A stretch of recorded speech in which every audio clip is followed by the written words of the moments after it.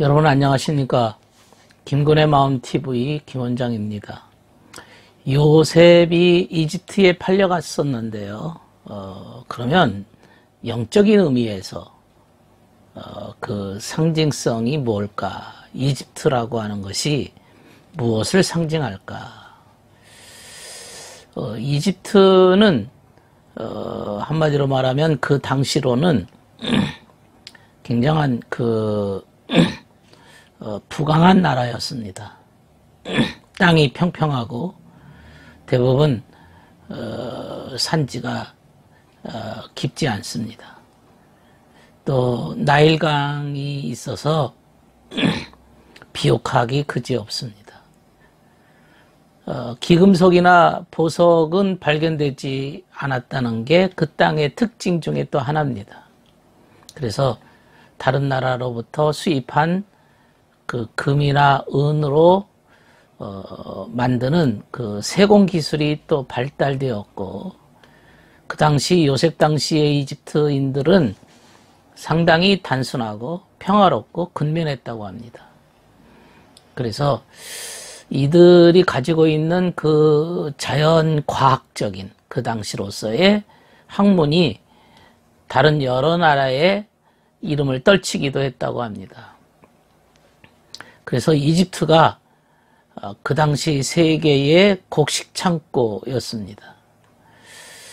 그 이집트라고 하는 것은 우리 영적인 의미에서 그 기억 속에 있는 어떤 지식, 우리가 지식을 자꾸 암기하고 우리 마음속에 받아들이지 않습니까? 하는 것처럼 기억 속의 지식이다. 자연과학적인 지식이다. 이렇게 보면 됩니다. 그러니까 일반적이고 자연적인 그런 지식부터 시작해서 성경에 이르는 지식에 이르기까지 단순한 이해, 이것이 이제 기억에 있는 기억적인 지식들이라고 말할 수 있습니다. 사람은 이 지식이 있죠. 어떤 사람은 기억력이 참 좋아서 참 그 시험 문제를 잘 풀거나 그 기억이 아주 좋은 사람들이 있습니다.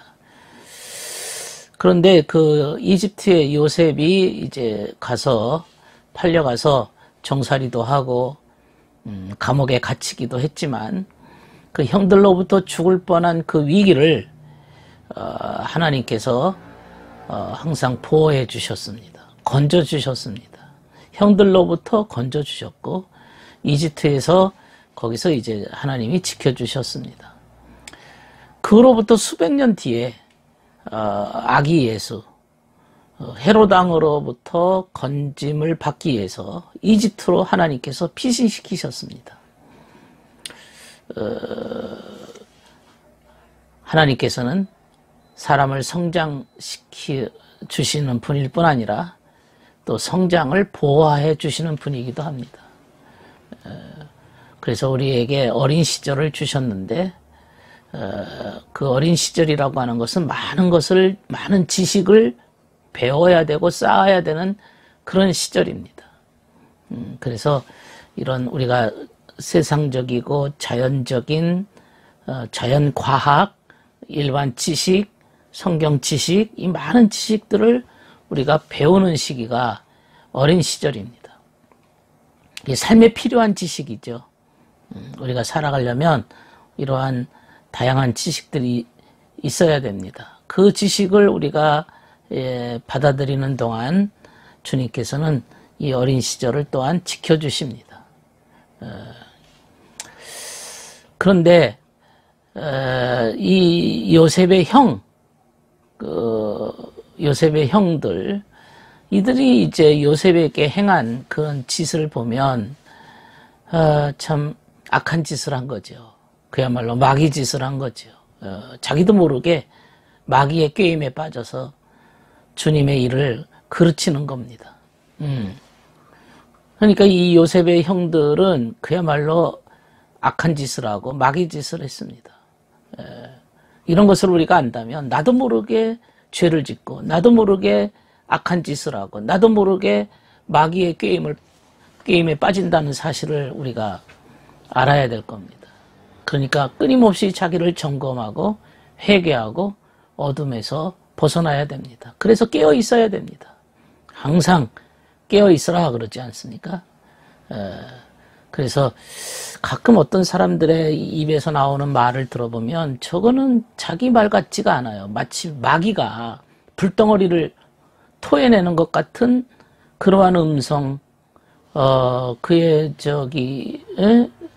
그런 모습을 보면 이 마귀가 마치 요한계시록에 용이 홍수를 쏟아냈다 하듯이 본인은 절대 그렇게 의식을 하지는 못하지만 마치 마귀의 말을 쏟아내는 것처럼 보이기도 합니다. 요셉의 형들은 요셉이 자기들보다 못하다고 생각을 했던 겁니다. 자기가 우월하고 자기가 높고 자기가 형들이기 때문에 오로지 요셉의 말은 항상 무시하고 우습게 여겼습니다. 자기가 가지고 있는 생각, 자기의 판단이 가장 옳다고 여겼던 겁니다. 그래서 음모를 꾸미고 네가 그렇게 이제 죽이면 또 애굽의 상인에게 팔면 네가 뭘 하겠냐? 네 꿈처럼 되겠냐? 상상도 못했던 거죠. 당장 눈앞에 저지르면 눈앞에 뭘 하면 앞으로 어떤 일이 전개될지에 대해서는 소경입니다. 캄캄합니다. 그저 무지막지한 이들에 불과합니다. 그러나 그렇게 피해를 당하고 그렇게 위기를 경험하지만 요셉을 주님께서 보호하셨습니다. 이게 주님의 섭리입니다. 주님의 섭리는 보호하십니다. 항상 하나님은 우리를 보호하시고 인도하십니다. 악마는 끊임없이 사람을 파멸시키고자 하고 소멸시키고자 하고 사람을 무너뜨리고 완전히 죽이려고 하지만 주님께서는 항상 구원하기를 원하시고 인도하십니다. 우리 내면 속의 요셉도 마찬가지입니다. 우리 마음속의 요셉은 영적인 진리를 사랑하는 마음입니다.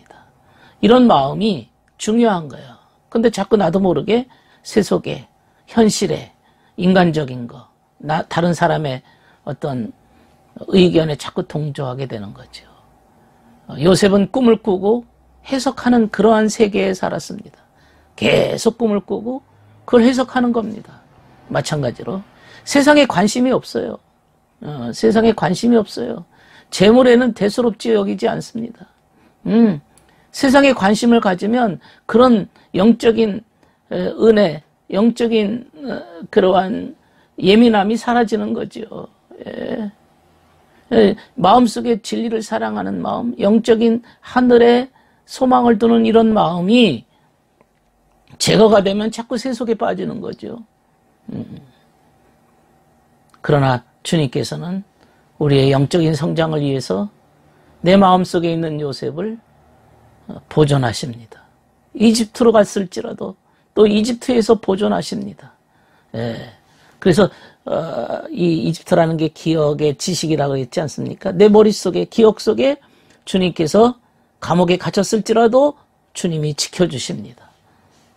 그리고 또다시 요셉은 그곳에서 술잔 따르는 시종장, 빵을 구워 올리는 시종장의 꿈을 해석해 주었습니다. 이런 이야기는 우리가 주님을 멀리할 때 주님께서 우리 삶에서 어떻게 일하고 계신가를 잘 설명해 줍니다. 우리가 시험을 당하고 위기를 당하고 어려움을 당할 때에도 주님께서 어떤 방법으로 어떻게 우리를 인도하시고 지켜주시는가. 이 중요한 것은 내 마음속에 감옥에 갇혀있는 요셉을 기억합시다. 내 마음속에 감옥에 갇혀있는 요셉. 그리고 그 요셉은 이집트 바로의 꿈을 또 해석하게 됩니다. 그게 바로 내 마음속에 있는 요셉입니다.